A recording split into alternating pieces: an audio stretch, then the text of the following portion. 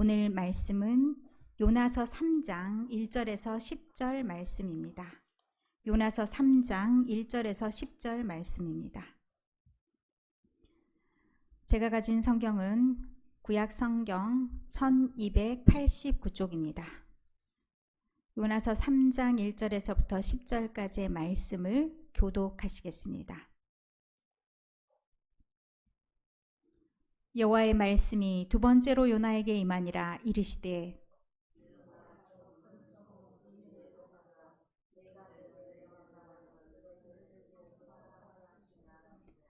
요나가 여호와의 말씀대로 일어나서 니느웨로 가니라. 니느웨는 사흘 동안 걸을 만큼 하나님 앞에 큰 성읍이더라.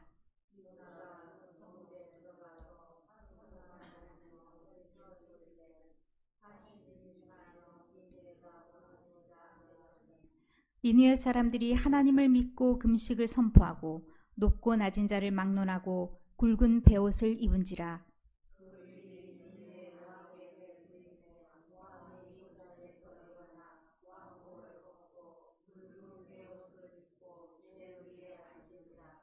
왕과 그의 대신들이 조서를 내려 니느웨에 선포하여 이르되 사람이나 짐승이나 소떼나 양떼나 아무것도 입에 대지 말지니 곧 먹지도 말 것이요 물도 마시지 말 것이며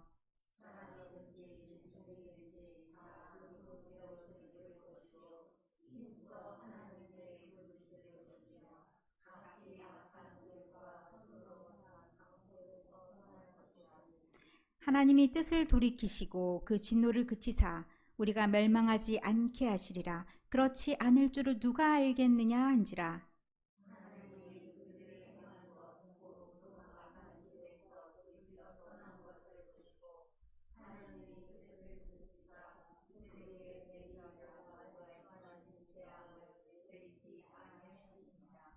아멘. 오늘이 성령 강림 후 넷째 주일입니다. 그러면 성령 강림절로부터 시작해서 5번째 주일을 맞이하고 있는데 여러분께서 성령 충만하셔서 막 하나님의 하시고자 하는 모든 것들을 나타내며 5주 동안 그렇게 열심히 즐겁게 살아오셨습니까? 그랬을 줄 믿습니다. 자, 오늘이 6.25죠. 73주년이나 됐더라고요. 우리 교회는 또 6.25 참전용사도 있습니다. 왜 그와 같은 전쟁이 일어났을까라고 생각해보면 리더된 자들이 자기 욕망을 위해서 자기가 가지고 있는 생각을 온 나라에 다 관철시키고 싶어서 그것을 이른바 통일이라는 이름으로 그런 정치적인 야욕으로 시작해서 우리나라 전체가 3년 동안이나 그리고 그 이후에도 참 어려운 시절을 겪었습니다. 어찌 보면 지금까지도 생각이 다르고 의식이 다르다는 것으로 인해서 하나가 되지 못하는 모습들이 그로 인해서 생겨났을 수도 있습니다. 그렇게 힘든 상황들, 내 생각을 내려놓지 못하는 사람들로 인해서 내가 가장 올바르다고 생각하는 사람들로 인해서 이 땅의 어려움들이 늘 반복되곤 합니다. 그런데 우리는 특별히 하나님의 사람들로서 하나님이 주신 성령을 옷 입어야 되는 사람들로서 얼마나 하나님 중심의 삶을 살고 있는지 오늘의 말씀을 근거로 해서 돌이켜 생각해 볼 기회가 됐으면 합니다. 지난주에 우리가 예레미야서를 보면서 하나님이 어디로 가라든지 가고 무엇을 말하라고 하든지 말하고 이것이 사명받은 자의 기본이라고 말씀드렸습니다. 그런데 우리가 하나님 우린 다 할 수 있는데 이것만은 말아주세요 라는 것들이 좀 있습니다. 어떤 때는 어떤 사람에게 보내지느냐에 따라서 난 그 사람은 아닌 것 같아요 라고 생각할 때도 있고 또 하나님의 말씀하는 내용이 내 생각과 달라서 하나님 그것만은 내가 하고 싶지 않습니다 이렇게 말할 때도 있습니다. 오늘 요나가 솔직히 그와 같은 상황의 사람 아니었을까 생각해 봅니다. 만약에 나홈이나 오바댜 같은 선지자라면 참 속이 편했을 것 같아요. 오바댜라는 선지자는 에돔에 대한 경고를 했던 선지자고, 나홈이란 선지자는 이 요나와는 정반대 입장으로 아수르의 수도 니느웨를 심판하는 경고를 했습니다. 얼마나 속이 편했겠습니까? 하나님도 내 편이시구나. 하나님이 이렇게 나한테 이런 심판의 메시지를 주시니 참 감사하다라는 마음으로 그 모든 것들을 선포할 수 있었을 겁니다. 그런데 오늘 등장하는 요나는요, 요나는 그런 상황이 아니었습니다. 요나는 자기의 마음과 너무 다른 상황에 딱 놓이게 됩니다. 1장부터 4장의 전체적인 내용을 아마도 안 들어보신 분은 아무도 없을 겁니다. 어린 시절부터 요나 얘기는 마르고 닳도록 다 들어봤습니다. 예수님의 표징이 되는 사람이기도 하지요.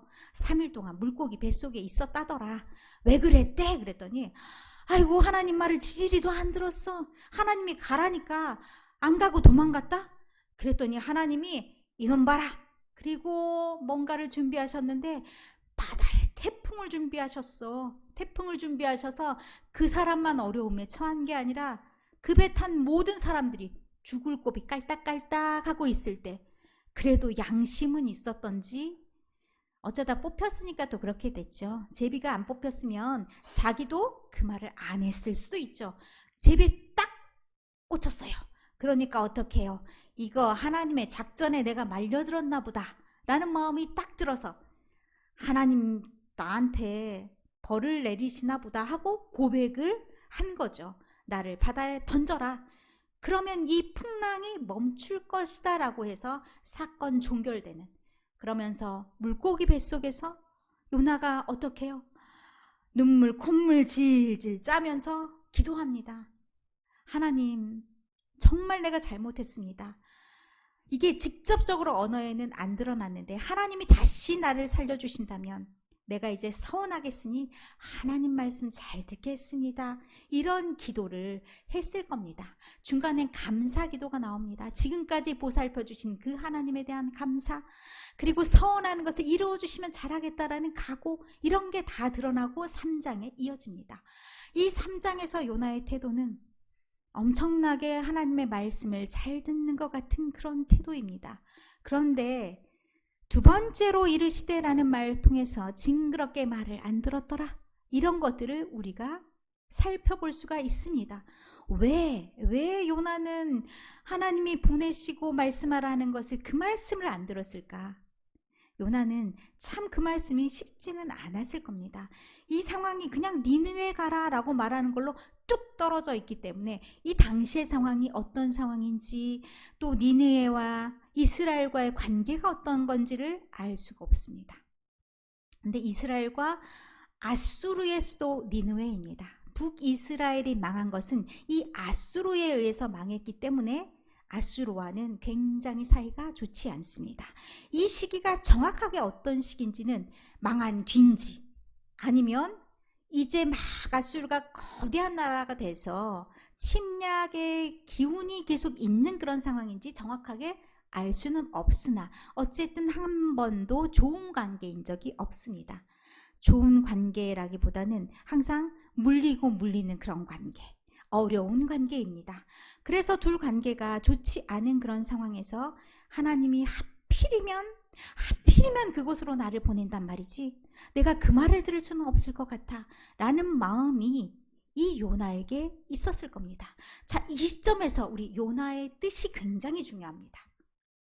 요나의 이름 뜻이 무엇일까요? 요나의 이름 뜻이 새의 이름입니다. 아주 흔하디 흔한 새 이름입니다.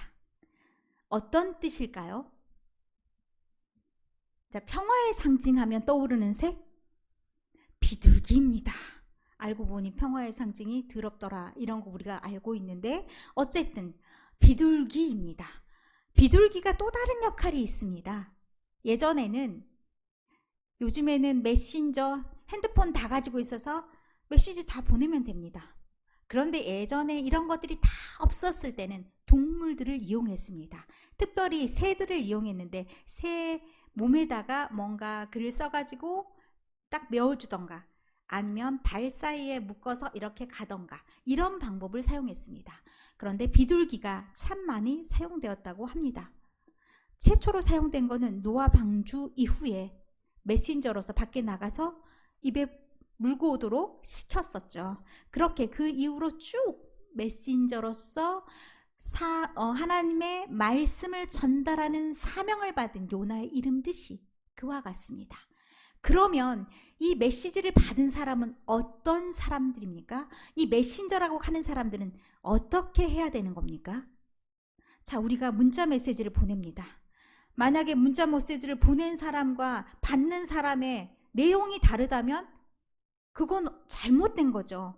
있을 수가 없는 그런 일입니다. 그런데 요나의 상황을 보면 어때요? 메시지를 보내는 하나님과 받는 사람들이 달랐으면 하는 게 솔직한 요나의 마음입니다. 그러면 그 요나 이름값을 못하는 겁니다. 요나가 요나여야 되는데 요나가 아니려고 합니다. 그 이름대로 살아가는 것이 아니게 그렇게 행동하고 있는 걸 보게 됩니다. 우여곡절 끝에 하나님의 말씀을 전달합니다. 어떤 말씀이었는지 2절에 말씀하는데, 자, 저 큰 성읍 니느웨로 가라. 가서 어떻게 해야 되냐면 내가 내게 명한 바, 이게 뭔지는 1장에 나옵니다. 1장의 말씀에 보면 1장 2절에 그 악독이 내 앞에 상달되었다라고 얘기합니다. 그들이 악한 것이 이루 말할 수가 없어서 하나님이 그 악을 보게 되셨다. 내 앞에까지도 이렇게 이르렀다. 이것을 말씀하시는 것은 어쩌라고요? 이렇게 이르렀으니까 그냥 그 사실을 말하는 건가요? 아니죠. 너희가 이렇게 악을 저지르면 내가 행할 수 있는 것들은 어떤 것인지 생각해봐라. 이것이 내 앞에 이렇게 이르렀으면 너희에게 당하는 것은 심판밖에 없고 죽음밖에 없다라는 경고의 메시지입니다. 그것을 쫙 날렸습니다. 그 내용 그대로를 그들에게 알리라라고 말합니다. 그렇게 하면서 하나님이 회개하라 어째라 이런 말 토도 달지 않습니다. 그 이후에 보면 요나가 여호와의 말씀대로 일어나서 니느웨로 갔다라고 얘기합니다. 그 전에 1장의 모습은 뜸을 들이고 도망가고 이런 모습이었다면 3장에 일어나다는 표현은 사실 당장이란 표현과도 똑같습니다. 명령을 받은 그대로 즉시 그렇게 해서 니느웨로 갑니다. 니느웨가 얼마나 큰 동네였는지, 큰 도시였는지를 보여주는데 사흘 동안 걸을 만큼 그 정도의 거리다라고 말합니다. 이게 비교가 될 수 있는 면적이 뭘까 제가 두들기고 보았습니다. 그랬더니 사이즈가 청주가 940.33 제곱킬로미터라고 합니다. 그런데 여기 동네가 96km 정도 된다고 합니다. 그러면 청주 크기의 딱 10분의 1. 그런데 이게 2600년 정도의 그 전쯤에 있는 도시가 이 정도 크기라면 굉장한 크기죠.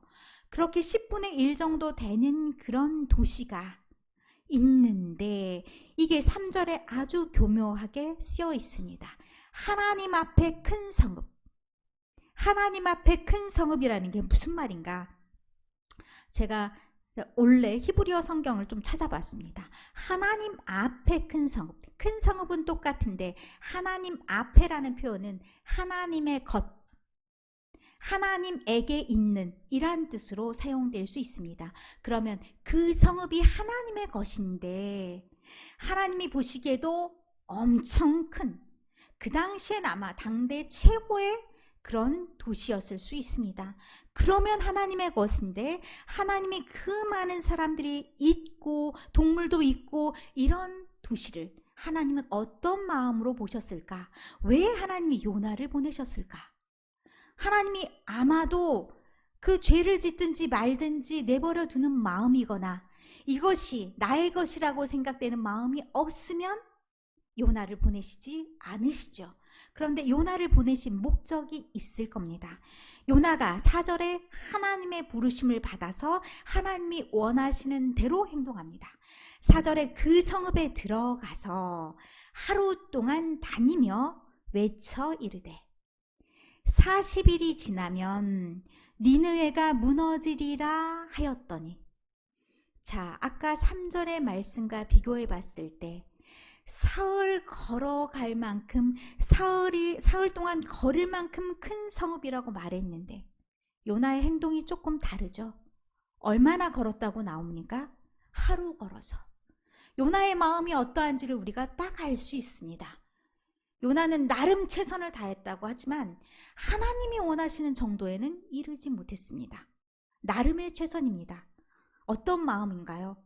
혹시 저 사람들이 하나님이 심판한다고 하니까 회개하면 어쩌나? 이런 마음으로 자기가 할 수 있는 요식행위라고 하죠. 형식적인 것들은 갖췄지만 그 마음을 다하진 않습니다.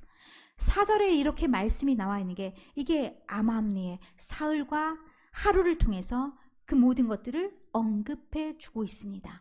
그런데 한 가지 더 우리가 생각해 볼 것은 요나가 왕궁으로 가지 않았습니다. 지위가 높은 사람들을 만나지 않았습니다. 그냥 거리를 지나다니면서 사람들에게 선포합니다. 이것은 듣는 사람이 누구든지 간에 듣고 깨닫는 자에게는 복이 임하고 듣고 깨닫지 못한 자에게는 어쩔 수 없는 화가 이 말이라는 것을 나타냅니다. 이것은 어떤 사람에게, 만약에 왕에게 이 문제를 들고 갔을 때 왕이 판단해서 에이 말도 안 돼 라고 하면 어떻게 합니까? 그 백성들에게는 그 말씀이 당도할 길이 없습니다. 그 방법에 있어서는 아주 좋은 방법입니다. 이 방법을 통해서 듣고자 하는 모두에게 소문이 날 수 있는 그런 방편이 되었습니다. 그래서 니느웨가 무너질 것이다 라고 선포합니다. 이들에게 시간이 있습니다. 얼마의 시간이 있냐면 40일의 시간이 있습니다. 40일이라면 완전히 하나님께 나아가면서 자신들의 허물과 잘못된 것을 다시 한번 바로잡을 수 있는 그런 기간이기도 합니다. 40일이 주어졌습니다. 그랬더니 놀라운 일이 일어났습니다. 니느웨 사람들이 하나님을 믿고라고 나옵니다. 하나님의 백성들도 하나님의 심판의 경고를 듣지 않는데 하나님의 백성이 아닌 니느웨 사람들이 하나님을 믿고 그렇게 될지어다 라는 아멘의 원어인 아만이라는 단어가 여기에 들어갑니다. 하나님 그렇게 될 것 같습니다. 하나님 우리가 믿습니다 라면서 어떻게 하냐면 금식을 선포합니다. 우리가 정말 잘못했습니다. 우리가 먹을 그런 상황이 지금 아니고 우리가 하나님께 잘못을 선포해야 되는데 높고 낮은 자를 막론하고 그 소식을 들은 모든 자가 어떻게 했냐면 굵은 베옷을 입습니다. 치장하고 나아가는 게 아니라 거친 옷을 입으면서 하나님 우리의 잘못을 용서해 주십시오 라고 하는데 그 소식이 어디에까지 들렸냐? 왕궁에까지 들렸다고 합니다. 그래서 왕이 어떻게 선포하냐면 자기도 왕복을 벗어요. 내가 지금 왕복을 입을 그런 상황이 아니다. 왕복을 벗고 모든 백성과 똑같이 굵은 베옷을 입고 참회하는 마음으로 제 위에 앉습니다. 그리고 조서를 내리는데 모든 백성들에게 편지를 내려서 그대로 시행하게 합니다. 니느웨에 선포하여 이르되 사람뿐만 아니라 짐승까지도 소떼나 양떼나 아무것도 먹지 말게 해라. 그리고 마시지도 말게 해라. 이러면 어떤 일이 일어나는지 아시죠? 혹시 우리 이제 동물들을 기르시는 우리 권사님, 집사님 또 우리 성도님들 모두 다 이런 경험이 있을 겁니다. 뭘 안 주면 어떻게 해요? 난리가 납니다. 제가 저희 집에 오는 고양이 떼가 날이 갈수록 늘어나서 눈 뜨고 보면은 다 없어지고 그리고 또 이제 그 요나와 같은 애들이 옵니다. 대표자 격으로 옵니다. 그런 애들이 와서 야옹야옹 하면서 뭐 잊은 거 없어? 밥 떨어졌다? 빨리 와. 이런 사인을 저에게 보냅니다. 아주 안 주고 배길 수가 없습니다. 너무 시끄러워서 감당이 안 될 만큼 시끄럽습니다. 그런데 이 동물들을 밥을 안 주면 동물들이 계속 울 거 아니에요. 그걸 보면서 주인들이 무슨 생각을 하겠습니까? 와, 밥을 줬으면 좋겠는데 줄 수도 없고, 그 상황에 나의 죄로 인해서 내가 잘못해서 저 소리를 내가 언제까지 들어야 되나, 하나님이 우리를 구원해 주지 않으면 저 소리는 쭉 나올 텐데 어쩌면 좋단 말인가, 이런 생각이 들 수밖에 없죠. 더 안타까운 마음이 들 수밖에 없는 그런 상황이 됩니다. 그렇게 동물까지도 다 금식을 선포하고 이제 그 다음에 기대하는 마음이 있습니다. 그런데요, 이들이 이 회개하는 이것이 진짜 찐으로 회개하는 겁니다. 우리가 형식적인 회개, 우리가 요즘에 새벽에 예레미야서를 보면서 형식적인 회개 하지 말아라 라는 많은 경고를 하자고. 그런 경고는 뭐예요? 하라니까 한다. 다 표정에 드러나. 이제부터 우리 하나님 우리 회개해요. 지금 내가 옷 입었어요. 제도 뿌렸네요. 이렇게 회개하는 건데, 여긴 뭐예요? 진짜 동물들까지 다 하면서 우리 모두가 회개하는 그런 분위기가 되는 거잖아요. 진정한 회개가 여기에서 일어납니다. 이 마음이 어떻게 하는 마음이냐면, 혹시 하나님 우리를 너무 불쌍히 여기셔서 우리를 항상 돌아보시고 긍휼한 마음을 가지시고 우리에게 심판을 내리시겠다는 걸 거두어 가시지 않을까, 그런 걸 기대한다고 9절 10절에 말씀합니다. 그러면서 그들이 행한 악한 길에서 돌이켜 떠난다라고 얘기합니다. 이것이 얼마나 대단한 일인지 그 이후에 4장에 드러난 일들을 통해서 보게 됩니다. 하나님은 진정으로 회개하는 자들의 편이 되어주십니다.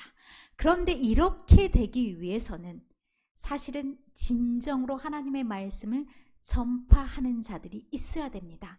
하나님의 뜻을 부여잡고 모든 민족이 하나님의 구원을 받을 그런 사람들이다 인정하면서 나아가는 자들이 있어야 됩니다. 우리 오늘 요나를 봤는데, 요나는 반대편, 내 생각이 너무 강해서 내 뜻이 아닌 것은 받아들이지 않고, 내 생각과 같네, 그럼 하나님 이것은 제가 하겠습니다 하는 그런 태도로 나아간다면 이와 정반대의 사람이 있습니다. 사도 바울이 사도행전 16장에 나옵니다. 사도 바울은 성령의 인도하심을 철저히 받으면서 어떤 태도로 나아가냐면, 하나님 저는 아시아에 전도를 하고 싶습니다. 그런데 하나님이 그 길을 막으셔요. 그럼 우리가 마음 상할 수 있습니다. 하나님 전도 좀 해보겠다는데 그게 잘못된 겁니까? 아니 제가 나쁜 거 하는 것도 아니고 제가 저의 욕심을 위해서 하는 것도 아닌데 그것을 막으시면 어쩌자는 겁니까? 저 일 안 해요 라고 말할 수 있죠. 제 성격 같으면 그랬을 것 같아요. 이제는 하나님과 일 안 하는 걸로, 나 시키지 마세요, 이렇게 말할 법도 한데, 이 사도 바울은 진짜 자기가 죽었나 봐요. 어떻게 되냐? 받아들여요. 하나님이 그 길 아니고 딴 길로 가? 그 길대로 가는 걸 알 수 있습니다. 왜냐하면 사람의 방법이 최고인 것 같지만 하나님은 하나님의 방법을 사용하십니다. 그것이 우리의 방법으로서 우리의 눈으로는 옳지 않은데, 이 길로 갔으면 더 좋겠는데 라고 생각할 때가 종종 있습니다. 그런데 기묘하게도 정말 얼토당토 않게 하나님은 아닌 것 같은 상황을 통해서도 아닌 것 같은 사람을 통해서도 일하십니다. 제가요, 원래 아주 튼튼한 몸을 타고났으면 좋겠는데 온몸이 종합병원이라 주중에 도수 치료를 받으러 갔다 왔습니다. 한꺼번에 다 치료받기 좋은 것은 도수 치료더라고요. 그래서 갔다가 제가 오랫동안 단골인 우리 실장님 얘기를 들었는데요. 진짜 가관인 상황을 얘기를 들었어요. 이분은 굉장히 믿음이 좋으신 분이고 원래 신학을 전공하셨다가 그런 쪽으로 또 배우셔서 대학을 그쪽으로 이중 전공하셔서 이런 사역을 좀 하고 있는데, 평생 나중에는 시골 목회를 하시면서 그런 사역을 감당하고 싶다라고 얘기합니다. 가족 얘기를 해주는데 깜짝 놀랐어요. 아버지가 바람둥이란 얘기는 많이 들었거든요. 이번에 몇 번째 또 바람을 피우시다가 사건이 생겼어요. 집을 마련해 주셨다고 합니다. 집을 마련해 주셨는데 그분이 집을 팔아서 도망을 가셨대요. 그래서 홧김에 술을 잔뜩 마시고 운전을 하셨는데 음주운전 사고. 이제 어떻게 해야 돼요? 구상권. 이제 자기 이름으로 된 재산을 다 박탈당하게 생긴 상황. 자기 굴러 들어온 떡이 이게 웬 말인가? 재산이 자기 앞으로 굴러왔다. 자기 명의로 지금 돌아왔다라는 얘기를 하더라고요. 원하지 않았는데 재산 정리가 이렇게 될 줄, 이런 아름다운 결과가 나올 줄, 그분에게 재산이 있으면 안 되는데 사실 이런 좋은 결과가, 기도는 했대요. 아빠가 하도 사고를 많이 쳐서 기도는 했는데 이런 방법으로 일을 한 큐에 이루실 줄은 몰랐다라고 얘기하더라고요. 이와 같이 때때로 우리의 방법과 우리의 생각과는 다른데 하나님은 하나님의 일을 하십니다. 그때 우리의 자세가 어떻게 돼야 되냐면, 때때로 내가 도구로 하나님께 사용될 때가 있습니다. 요나처럼. 그러면 우리는 누구도 그 자리에 있는 그런 사람이 돼야 됩니다. 내 뜻은 없습니다. 내 백은주가 얘기하면 내 스타일로 해야지, 이게 아니라요. 그 자리에 누구를 놓더라도 똑같이 오로지 하나님만 보이시도록, 하나님의 일이 되도록 그 일을 해야 됩니다. 나는 없고 아무개 씨, 아무면 어때요? 똑같이 그 일이 이루어질 수 있도록 그런 자세로 나아갔을 때 하나님이 하실 일을 온전히 이루실 수 있습니다. 하나님의 구원 사역은 모든 민족을 향해서 열려져 있는데 우리는 어디는 안 돼요. 우리랑 적이거든요. 그 사람 빼고. 이런 마음을 갖기가 쉽죠. 하나님, 난 이 방법, 나는 굉장히 도덕적인 사람인데 어떻게 이런 방법으로, 있을 수가 없습니다. 이러면서 우리가 선긋기 하는 것이 아니라, 나는 죽고 누가 살아야 된다고요? 주가 살아야 됩니다. 그래서 주님이 원하시는 그대로를 살리는 우리가 되어야 됩니다. 찬양 중에 이런 찬양이 있습니다. 혹시 들어봤을란가 모르겠습니다. 이제 내가 살아도. 이제 내가 살아도 혹시 들어보셨습니까? 이제 내가 살아도 주 위에 살고, 이제 내가 죽어도 주 위에 죽네. 이런 믿음으로 여러분 모두가, 나는 죽고 내 이름 누구가, 내 이름 석자가 중요한 게 아니라 나는 하나님의 도구로서 나는 온데 간데 없고, 나는 십자가에 못 박고 오로지 나를 통해서 하나님이 하시고자 하는 일을 드러냈을 때 하나님은 하나님의 일들을 펼쳐나가실 줄 믿습니다. 그것이 우리에게 복이 되고 또한 우리의 주변에 있는 모든 사람들에게 복이 되고 구원이 될 것입니다. 그런 곳으로 우리가 사용되면서 하나님의 사람으로서 온전히 하나님의 뜻을 이루는 우리 모두가 되시기를 간절히 소망합니다.